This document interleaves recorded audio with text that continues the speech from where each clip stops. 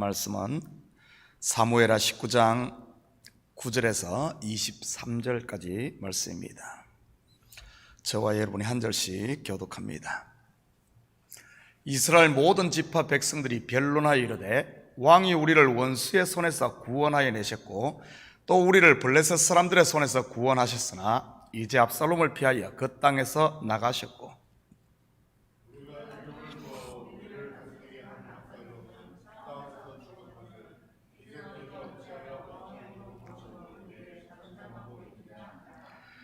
다윗 왕이 사독과 아비아달 두 제사장에게 소식을 전하여 이르되 너희는 유다 장로들에게 말하여 이르기를 왕의 말씀이 온 이스라엘이 왕을 왕궁으로 모셔오자 하는 말이 왕께 들렸거늘 너희는 어찌하여 왕을 궁으로 모시는 일에 나중이 되느냐.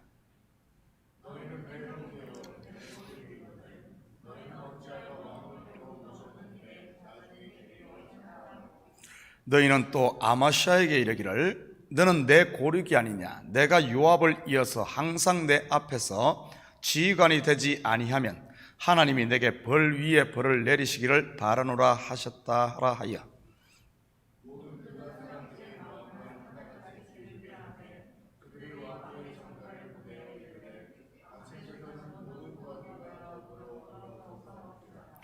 왕이 돌아와 요단에 이르매 유다 족속이 왕을 맞아 요단을 건너가게 하려고 길갈로 오니라.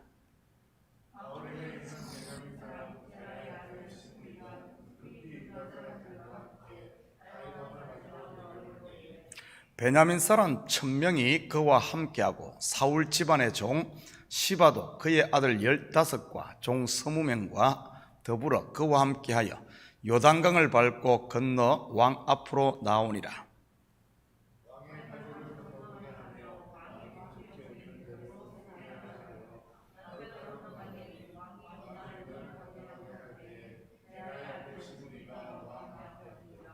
왕께 아뢰되 내 주여 원하건대 내게 죄를 돌리지 마옵소서. 내 주 왕께서 예루살렘에서 나오시던 날에 종의 패역한 일을 기억하지 마시오며 왕의 마음에 두지 마옵소서.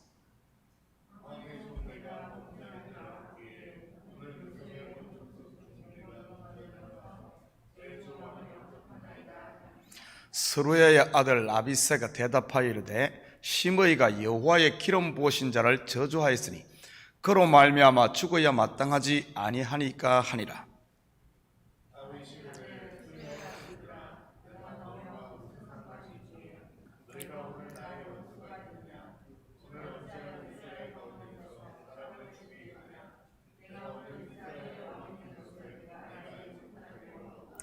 함께 읽겠습니다.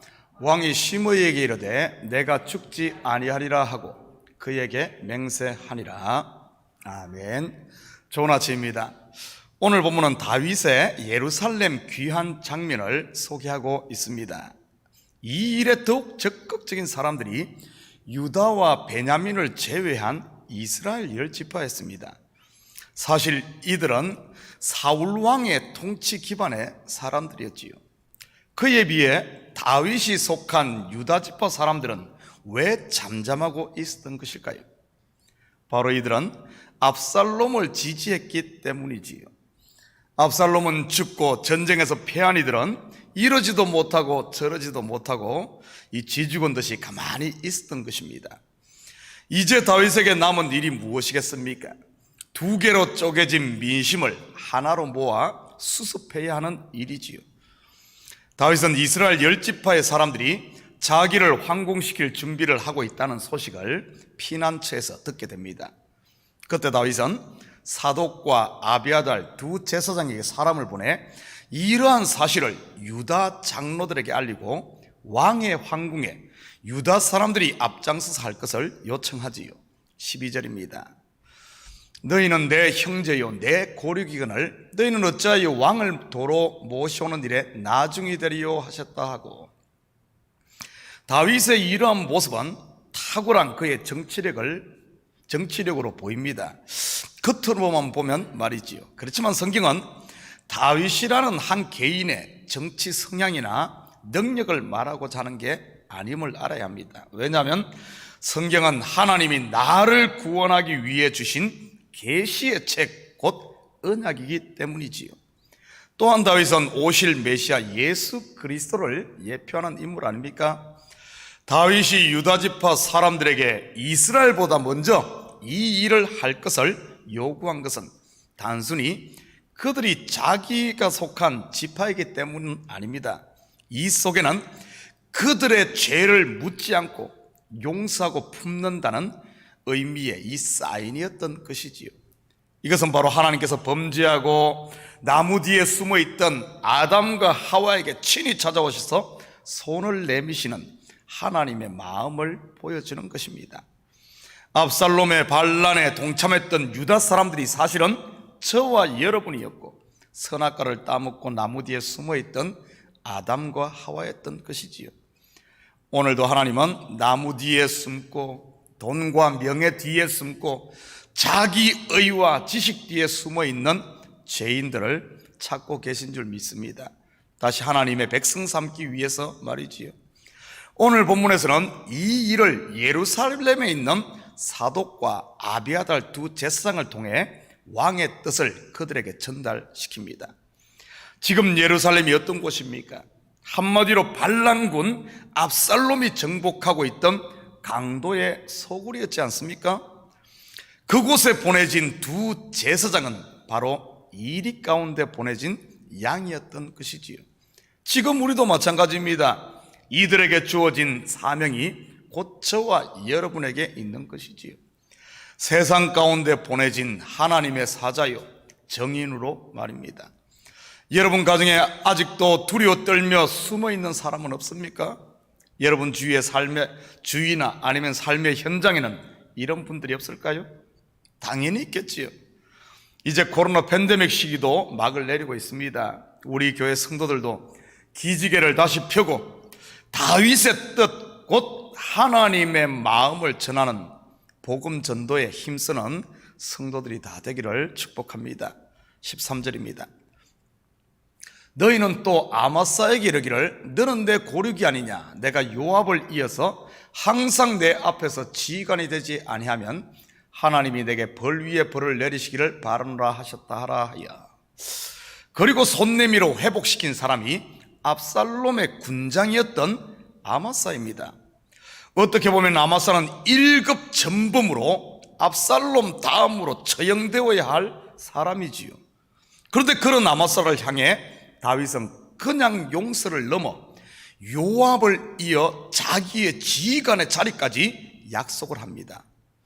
사실 아마사를 품는 것은 반란에 참여했던 모든 군사들을 다 품는다는 이런 뜻이지요. 다윗이 아마사를 품은 이 모습을 우리는 예수님에게서도 그대로 볼 수 있습니다. 바로 예수님을 3번씩이나 모른다고 부인했던 1급 배신자 베드로를 회복시키는 것을 통해 말이지요.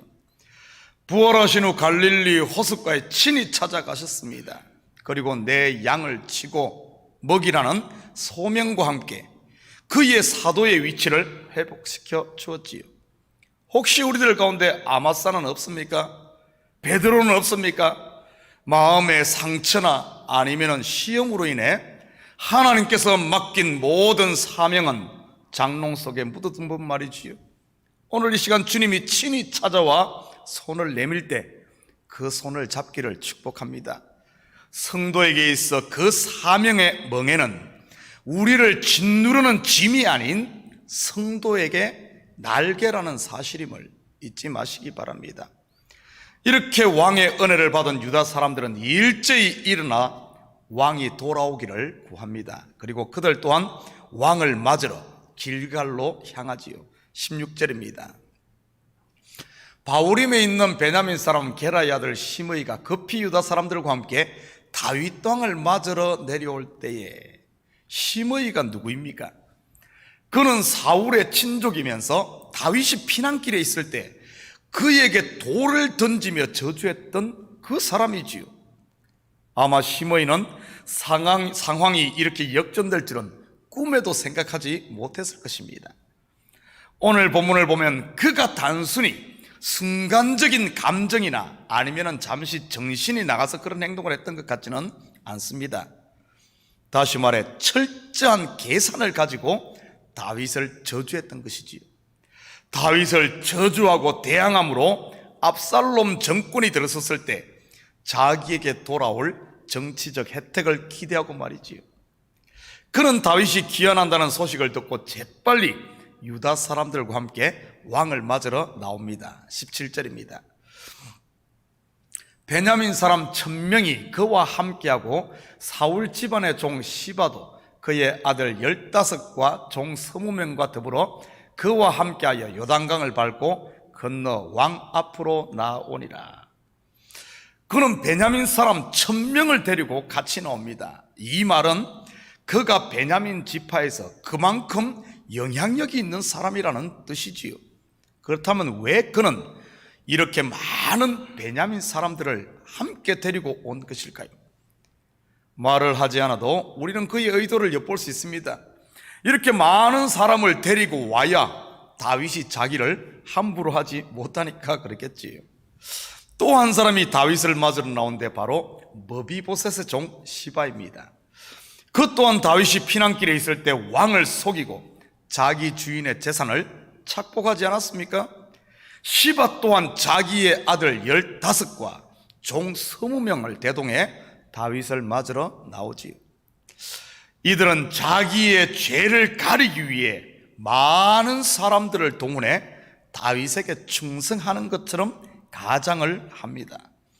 주일 설교에서도 언급했듯이 많은 것, 큰 것, 먼저 된 것은 성경에서 무엇을 상징한다고 했습니까? 바로 율법이지요. 쉽게 말해 이들 또한 율법의 의의를 내놓은 것이라고나 할까요? 마치 예수님 앞에 바리새인이나 서기관들처럼 말이지요. 나는 일주일에 2번 금식하고 기도도 많이 하고 구제도 하고 봉사도 하고 선교도 하고 이런저런 것 한 트럭을 싣고 온 것입니다. 알고 보면 다 쓰레기요 배설물인데 말이지요. 죄인에게서 나오는 게 죄 아니면 무엇이겠습니까? 혹시 내가 지금 그러고 있지는 않은지 우리 한번 살펴보아야 합니다.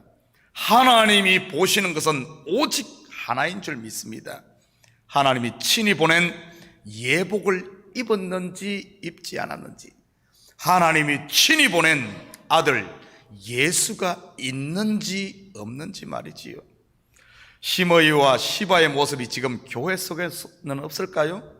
왜 없겠습니까? 속에 은혜가 없을수록 겉을 꾸미며 이렇게 하는 것이 이 사람의 본성 아닙니까? 교인수를 자랑하고 교회 건물 사이즈를 내세우고 헌금이 얼마가 나오고 다른 교회에 없는 프로그램 자랑하고 이런 것들 아니겠어요? 저는 성도들 가운데 담임 목사의 학벌이나 디플로마를 자랑하는 성도들도 보았습니다. 또 그런 소리를 듣고 부러워하는 성도들도 있더군요. 안타까운 일이 아닐 수 없지요. 성도의 자랑은 무엇이 되어야 할까요? 갈라디아서 6장 14절입니다. 그러나 내게는 오직 주 예수 그리스도의 십자가 외에 결코 자랑할 것이 없으니 그리스도로 말미암아 세상이 나를 대하여 십자가에 못 박히고 내가 또한 세상을 대하여 그러하니라. 바로 예수 그리스도의 십자가이지요. 혹시 주변에서 여전히 큰 것, 많은 것, 높은 것 의지하고 있는 분이 있거든, 여러분 부러워하지 마시고 그들을 위해 기도해 주시기 바랍니다. 자라지 못하고 있는 그들의 신앙 성장을 위해서 말이지요. 21절입니다. 스루야의 아들 아비새가 대답하여 이르되 시므이가 여호와의 기름 부으신 자를 저주하였으니 그로 말미암아 죽어야 마땅하지 아니하니까 하니라. 그때 다윗의 군장인 아비새가 나서 그에게 처벌을 요구합니다. 물론 시므이는 100번 죽어 마땅하지요. 왕에게 한 그의 행동을 보면 말입니다. 그런데 다윗은 오히려 정당한 주장을 하는 이 아비새를 꾸짖습니다. 왜 그럴까요? 그가 잘못해서 그럴까요? 아닙니다. 바로 아비새가 때를 분별하지 못하기 때문입니다. 지금 다윗이 어떤 때를 맞고 있습니까? 용서와 품음으로 나누인 백성들을 하나를 모으는 이런 때인 것이지요. 구속의 역사로 보면 십자가와 부활로 구원을 완성하시고 잃었던 자기 백성을 모으는 은혜의 때를 말하는 것입니다. 예수님께서 말씀하신 내가 심판하러 온 것이 아니라 구원하러 온 때인 것이지요. 지금은 정죄의 때가 아닌 은혜와 긍휼의 때인 줄 믿습니다. 사랑하는 성도 여러분, 다윗이 이들의 마음을 몰랐을까요? 다 알고 있었지요. 그럼에도 다윗은 이들은 심판하지 않고 그들에게 긍휼을 베풉니다. 결국 긍휼이 심판을 이기는 것이니까. 사실을 알고 보면 내가 바로 유다 지파 사람들이요 심의요 시바였던 것입니다. 내 속을 하나님이 모르실까요? 왜 모르겠습니까? 하나부터 열까지 다 알고 계시지요. 그럼 왜 죽이지 않고 놔두시는 것일까요? 사실 100번 죽어도 할 말이 없는 죄인이 바로 나인데 말이지요. 그것은 바로 비록 내가 죄인 중에 괴수와 같다 할지라도 여전히 나를 사랑하시기에 흠없는 자신의 신부로 만들겠다는 그것이 바로 신호요 하나님의 약속이요 언약인 것입니다. 오늘 하루도 여러분의 삶의 현장에서 심의나 시바와 같은 내 모습이 보여질 때마다 더 이상 숨지 마시고 십자가 앞에 엎드리심으로 말미암아 그분의 만지심을 통해 신앙의 진일보가 있는 이런 복된 하루가 되기를 주님의 이름으로 축복합니다. 같이 기도하십시다. 사랑의 아버지 하나님, 참으로 감사를 드립니다. 죽어 마땅한 죄인임에도 불구하고 우리를 부르시고 친히 찾아오셔서 손 내밀어 일으키시는 하나님, 아버지는 웬 은혜입니까? 웬 복입니까? 이 은혜를 받고도 다시 다른 마음을 품는다면 얼마나 어리석은 일이겠습니까? 하나님, 지난날의 잘못 다 주님 앞에 내어놓고 벌써 십자가에서 아버지 하나님 동에서 서가 먼 것처럼 우리의 죄가를 옮겼음을 아버지 하나님 믿고 이제는 주님 앞에 담대히 설 수 있는 저희들 되게 도와주시옵소서.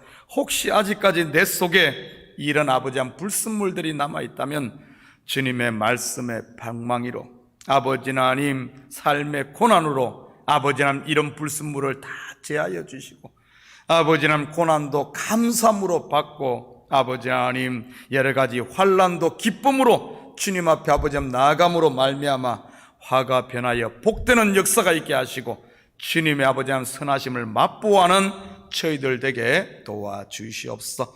이 새벽도 우리의 마음을 주님 앞에 쏟아놓을 때마다 주님, 주께서 아버지 하나님 우리의 심령을 정결케 하시고 새 영을 부어주셔서 아버지 하나님 어둠이 감히 얼씬 못하도록 빛으로만 가득 채워지는 저희들 되게 도와주시옵소서.